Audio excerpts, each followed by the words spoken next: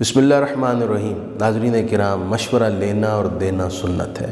رسول اللہ خود مشورہ لیتے، صحابہ کرام علیہم الرضوان مشورہ ایک دوسرے سے کرتے۔ حضرت ابو ہریرہ فرماتے ہیں کہ رسول اللہ سے بڑھ کر میں نے کسی کو اپنے اصحاب سے مشورہ لیتے نہیں دیکھا۔ حضور نے صحابہ سے مشورہ کر کے ہی جنگ بدر کے میدان کا انتخاب کیا۔ ہر موقع پر آپ نے جہاں مناسب سمجھا صحابہ سے مشورہ لیا۔ حضرت عمر مشورہ لیتے اپنے دور خلافت میں۔ آپ نے حضرت ابو موسیٰ اشعری کے مشورے سے خطوط میں تاریخ لکھنے کا آرڈر کیا اور اس حوالے سے اکابر صحابہ سے مشورہ کیا۔ صدیق اکبر حضرت عمر سے مشورہ لیتے اور دیگر اکابر سے مشورہ لیتے۔ تمام صحابہ مشورہ لیتے۔ مشورہ لینے اور دینے کا عمل بہت زیادہ مفید ہے۔ کہا جاتا ہے کہ مشورہ انسان کو کامیابی تک لے جاتا ہے، اور جس نے مشورہ لیا وہ ندامت سے محفوظ رہتا ہے۔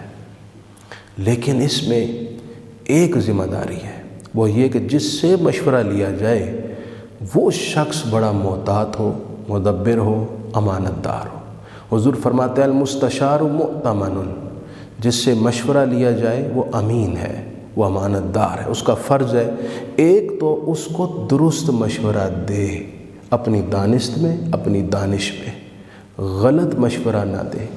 دوسری بات یہ، جو اس سے مشورہ لیا گیا اس راز کو اپنے تک رکھے، دوسروں کے سامنے افشا نہ کرے کہ مجھ سے یہ مشورہ لیا گیا، کیونکہ وہ امانت دار امین ہے۔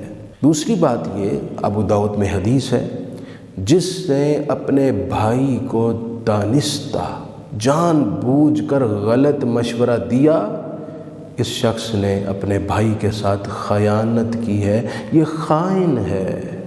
معلوم ہوا کسی کو صحیح مشورہ دینا یہ ذمہ داری ہے، یہ ہماری شرعی ڈیوٹی ہے۔ اگر سمجھ آتا ہو مشورہ دیا جائے اور درست دیا جائے، اگر جان بوجھ کر مشورہ دیا تو خیانت کے گناہ کا بوجھ کندھوں پر لاد دیا جاتا ہے۔ اس لیے مشورہ دیں، لیکن درست اور صحیح مشورہ دیں۔ غلط مشورہ کسی کو دے کر، کسی کا نقصان چاہ کر اپنی عاقبت کو تباہ و برباد نہ کریں۔